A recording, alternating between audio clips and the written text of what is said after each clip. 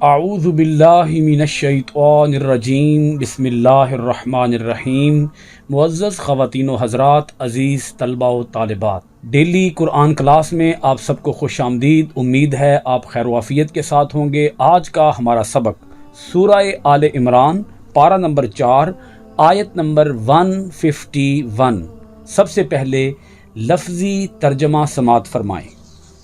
سنلقی، ان قریب ہم ڈال دیں گے، فی میں، قلوبی دلوں، الذین ان لوگوں کے جنہوں نے کفروا کفر کیا، الرعب رعب، بما اس لیے کہ جو اشرکو انہوں نے شرک کیا، باللہ اللہ کے ساتھ، ما جس، لم نہیں، ینزل نازل کیا، بہی جس کے ساتھ، سلطانن دلیل، ومأواہم اور ان کا ٹھکانہ، النار دوزخ ہے، آگ ہے، وبئس اور بہت بری، مثوی جگہ ہے، الظالمین ظالموں کی۔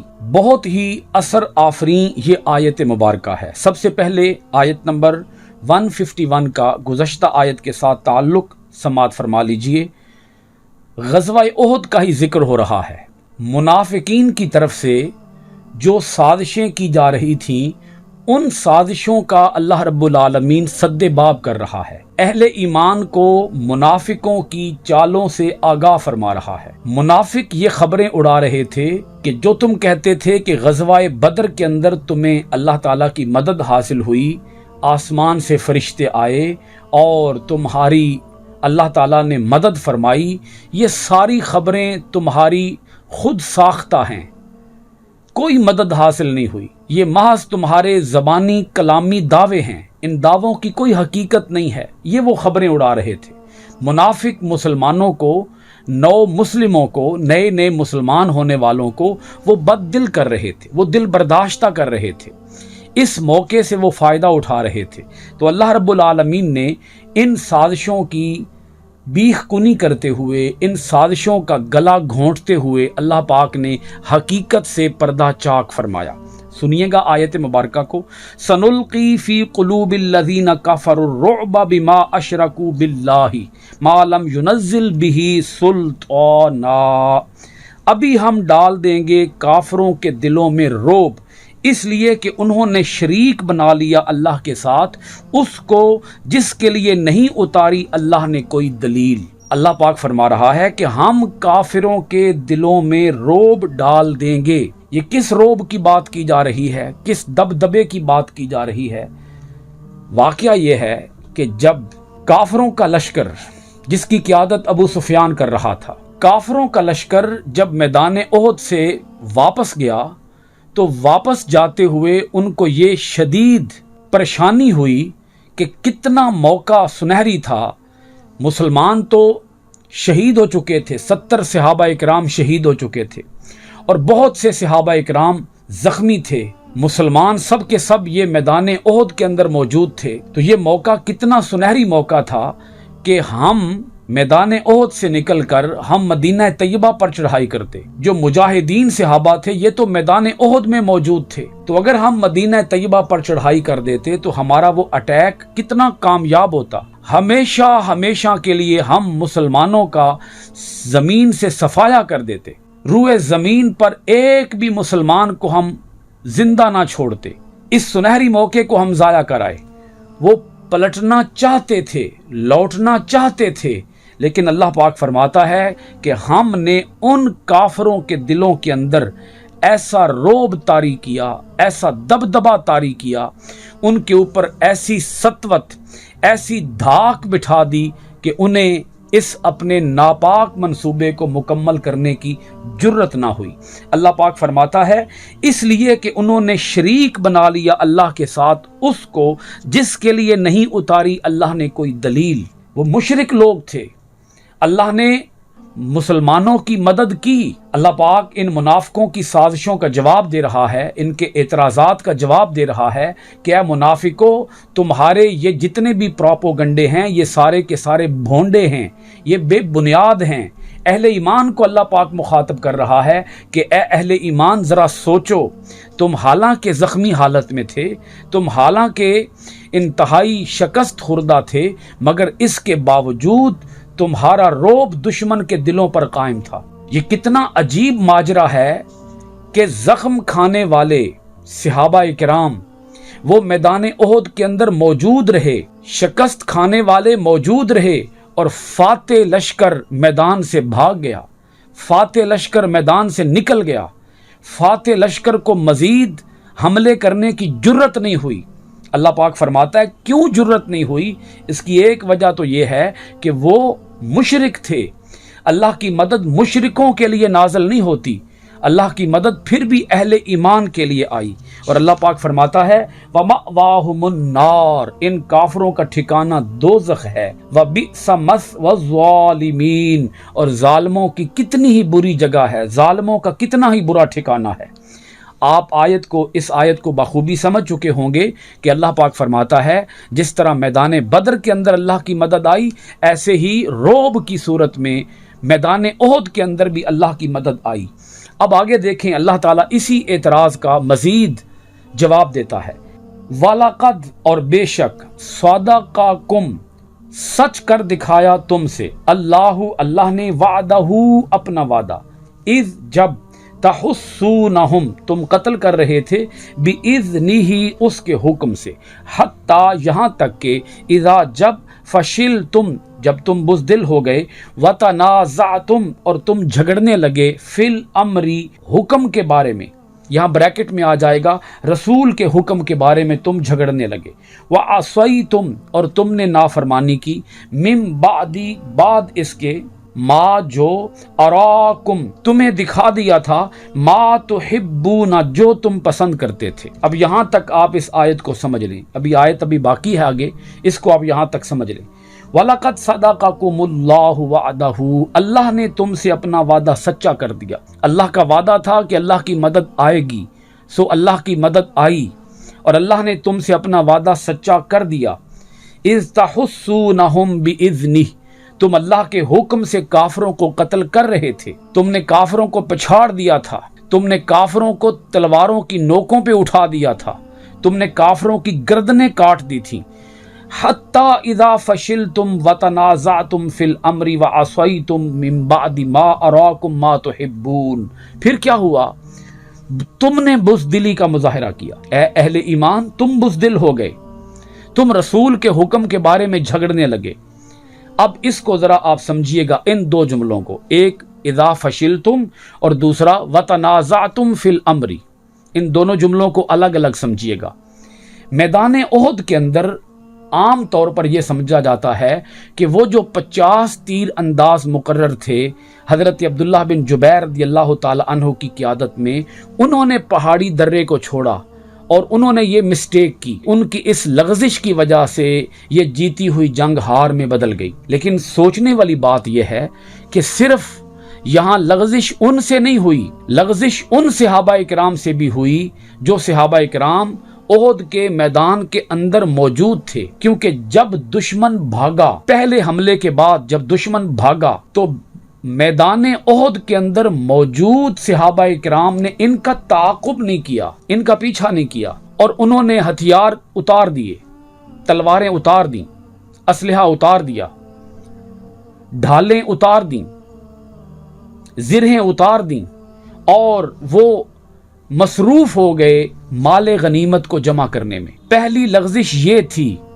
کہ وہ مال غنیمت جمع کرنے میں مصروف ہوئے، اور اوپر جو 50 تیر انداز صحابہ کھڑے تھے انہوں نے دیکھا کہ غزوہ تو مکمل ہو چکا ہے، جہاد تو مکمل ہو چکا ہے، دشمن بھاگ چکا ہے، مال غنیمت جمع کیا جا رہا ہے، غزوہ تو ختم ہو گیا ہے۔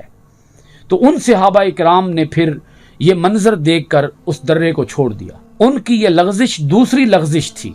پہلی لغزش ان صحابہ سے ہوئی جنہوں نے دشمن کا تعاقب نہیں کیا، دشمن کا پیچھا نہیں کیا۔ ان کو چاہیے تھا کہ یہ دشمن کا پیچھا کرتے جب تک کہ دشمن اچھا خاصا دور نہ چلا جاتا، اس وقت تک یہ واپس نہ پلٹتے، اس وقت تک یہ مال غنیمت جمع نہ کرتے، اس وقت تک یہ اسلحہ نہ اتارتے۔ اگر یہ ان کا تعاقب کرتے، ان کا پیچھا کرتے، تو پھر اللہ تعالیٰ کی مدد کار فرما ہوتی، اللہ تعالیٰ کی نصرت کار فرما ہوتی، کیونکہ جو اللہ تعالیٰ کی مدد ہے وہ غیر مشروط نہیں ہے، اللہ کی مدد مشروط ہے۔ مشروط اس معنی میں ہے کہ جب تک تم اپنے لیڈر، اپنے قائد، اپنے رسول جناب حضرت محمد صلی اللہ علیہ وآلہ وسلم کے حکم کی مکمل تابع داری نہیں کرو گے، اس وقت تک تمہیں اللہ کی مدد حاصل نہیں ہوگی۔ بدر کے میدان کے اندر چونکہ مکمل طور پر حضور کی اطاعت کی گئی، حضور کی پیروی کی گئی، حضور کے ہر حکم کو فالو کیا گیا، لہذا وہاں آخر تک اللہ کی مدد برقرار رہی۔ لیکن چونکہ یہاں اللہ تعالیٰ کے رسول جناب حضرت محمد صلی اللہ علیہ وآلہ وسلم کی اطاعت نہ کی گئی، جب اطاعت نہ کی گئی، حکم نہ مانا گیا، تو پھر اللہ تعالیٰ نے تادیب فرمائی، اللہ تعالیٰ نے ایک امتحان کے اندر مبتلا کر دیا، اللہ تعالیٰ نے ایک آزمائش کے اندر مبتلا کر دیا کہ دشمن نے وہ درہ خالی دیکھ کر خالد بن ولید نے اس جانب سے حملہ کر دیا۔ تو نہ میدان کے اندر، میدان احد کے اندر موجود صحابہ کرام نہ مال غنیمت جمع کرتے اور نہ وہ اوپر والے صحابہ درے کو چھوڑ کر نیچے آتے، کیونکہ انہوں نے کی، لغزش کرنے میں پہل انہوں نے کی، کیونکہ مجاہد کا مقصد، مومن کا مقصد اللہ کے دین کی سرفرازی ہوتا ہے، اللہ کے دین کا غلبہ ہوتا ہے، اس کا مقصد مال غنیمت جمع نہیں کرنا ہوتا۔ شہادت ہے مطلوب و مقصود مومن، نہ مال غنیمت نہ کشور کشائی۔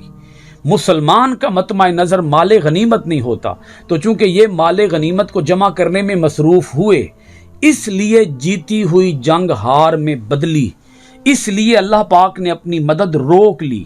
اب یہ ہے اذا فشلتم، جب تم بزدل ہو گئے۔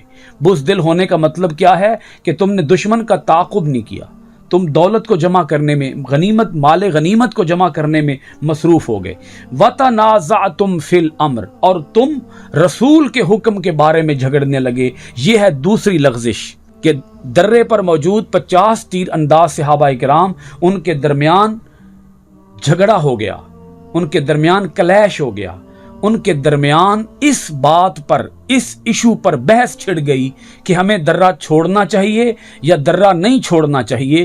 بہت سے صحابہ کرام درے کو چھوڑ کر نیچے آ گئے، لیکن حضرت عبداللہ بن جبیر کے ساتھ 10 صحابہ کرام اور بعض روایتوں کے مطابق 12 صحابہ کرام موجود تھے جنہوں نے کسی حال میں درے کو نہیں چھوڑا۔ انہوں نے خالد بن ولید کے حملے کا جواب دیا، اور جواب دیتے دیتے اور خالد بن ولید کے حملے کا مقابلہ کرتے کرتے وہ شہید ہو گئے۔ تو یہ تھا وہ جھگڑا، وہ کلیش، وہ بحث۔ کچھ صحابہ کہہ رہے تھے درے کو نہ چھوڑے، اور کچھ کہہ رہے تھے نہیں، ہمیں درے کو چھوڑ دینا چاہیے، ہمیں مال غنیمت جمع کرنا چاہیے۔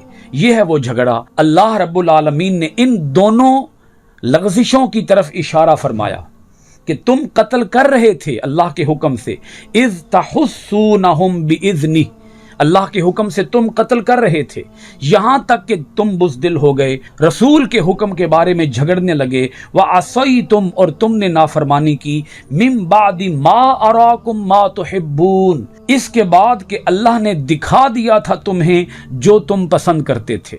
تم پسند کرتے تھے فتح کو، تم پسند کرتے تھے کامیابی کو، اللہ پاک نے تمہیں وہ کامیابی دکھا دی، وہ فتح دکھا دی۔ اب آگے سنیں، آیت مزید واضح ہو جائے گی۔ منکم من یرید الدنیا، منکم تم میں سے، من جو، یرید چاہتا ہے، الدنیا دنیا کو، منکم من یرید الدنیا، تم میں سے بعض ایسے تھے جو دنیا کے طلبگار تھے، ومنکم من یرید الآخرہ، اور تم میں سے بعض ایسے تھے جو آخرت کے طلبگار تھے۔ میدان کے اندر موجود اور درے پر موجود جو صحابہ کرام مال غنیمت کو جمع کرنے میں مصروف ہو گئے، وہ دنیا کے طلبگار تھے، اور کچھ ایسے تھے کہ جو مال غنیمت کو جمع کرنے میں مشغول نہ ہوئے، وہ آخرت کے طلبگار تھے۔ ثم صرفکم عنہم، ثم پھر صرفکم پیچھے ہٹا دیا تمہیں، عنہم ان کے تعاقب سے، لیبتلیکم تاکہ وہ تمہیں آزمائے، ثم صرفکم عنہم لیبتلیکم، پھر پیچھے ہٹا دیا تمہیں ان کے تعاقب سے تاکہ وہ تمہیں آزمائے۔ اللہ پاک فرماتا ہے کہ دشمن کو اللہ نے تم پر مسلط کیا تاکہ تمہارے اوپر یہ ابتلا آئے، یہ آزمائش آئے، یہ امتحان آئے، اللہ نے تمہیں اس امتحان کے اندر مبتلا کیا کیونکہ تم نے رسول کے حکم کی نافرمانی کی۔ سو جب تم نے رسول کی حکم کی نافرمانی کی تو اللہ پاک نے تمہیں پھر آزمایا، لیکن اس کے ساتھ ہی اللہ تعالیٰ ارشاد فرماتا ہے وَلَقَدْ عَفَا عَنْكُمْ، تمہاری آزمائش ہوئی، تمہارا امتحان ہوا، تم مصیبت کے اندر مبتلا کیے گئے۔ غزوہ احد کے اندر جو دوسرا حملہ ہوا، دوسرا اٹیک ہوا، وہ اٹیک اتنا سخت تھا کہ تم اسے سہ نہ سکے، تم اسے برداشت نہ کر سکے، تمہارے اوسان خطا ہو گئے، لیکن اللہ پاک نے تمہیں معاف فرما دیا۔ وَلَقَدْ عَفَا عَنْكُمْ، اللہ نے تمہیں معاف فرما دیا۔ اللہ پاک نے یہاں بتا دیا کہ یہ جو صحابہ تھے ان کے دلوں کے اندر ایمان موجود تھا، رسول کی نافرمانی ان سے ہوئی، کچھ لمحات کے لیے انہوں نے رسول کی نافرمانی کی، لیکن یہ ایمان سے محروم نہیں ہوئے، ایمان ان کے دلوں کے اندر موجود تھا، اسی لیے اللہ پاک نے انہیں معاف فرما دیا۔ واللہ ذو فضل علی المؤمنین، اور اللہ تعالی مومنوں پر بہت فضل فرمانے والا ہے۔ یہ ہے اس سازش کا جواب جو منافقین سازش کر رہے تھے، جو مخالفین اعتراض کر رہے تھے کہ اللہ کی مدد نہیں آئی، اللہ کی نصرت نہیں آئی۔ اللہ پاک نے اہل ایمان کو بتایا کہ اللہ کی مدد آئی، لیکن کچھ لمحات کے لیے اللہ پاک نے اپنی مدد کو روک دیا، بند کر دیا۔ اللہ پاک نے اپنی مدد واپس لے لی۔ کیوں واپس لے لی؟ کیونکہ تم سے لغزش ہوئی، تم سے بھول ہوئی، اس بھول کی بنیاد پر، اس نافرمانی کی بنیاد پر تم سے اللہ تعالیٰ کی مدد روک دی گئی، تمہارا امتحان ہوا، لیکن امتحان کے بعد تم سرخرو ہوئے، تم کامیاب ہوئے، اللہ پاک نے تمہیں معاف فرما دیا۔ اب یہ صحابہ کرام کہ جن کی اللہ تعالیٰ خود تربیت فرما رہا ہے، رہنمائی فرما رہا ہے، چونکہ واضح لفظ ہیں کہ اللہ پاک نے انہیں معاف فرما دیا ہے، اور جب اللہ تعالیٰ معاف کرتا ہے تو اللہ تعالیٰ گناہوں کو نیکیوں میں تبدیل فرما دیتا ہے۔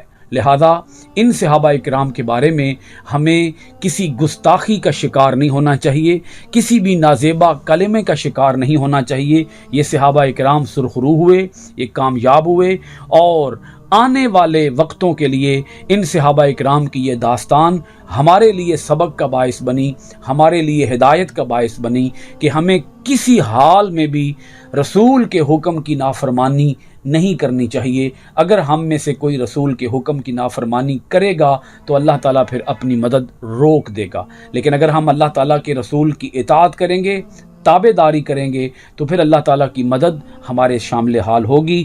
آج کی گفتگو کو سورہ آل عمران کی آیت نمبر 152 کے ساتھ ختم کرتے ہیں۔ انشاءاللہ العزیز آئندہ ڈیلی قرآن کلاس میں آپ کے پاس حاضر ہوں گے سورہ آل عمران کی آیت نمبر 153 کے ساتھ۔ آپ سب حضرات کا بہت شکریہ۔ السلام علیکم ورحمۃ اللہ وبرکاتہ۔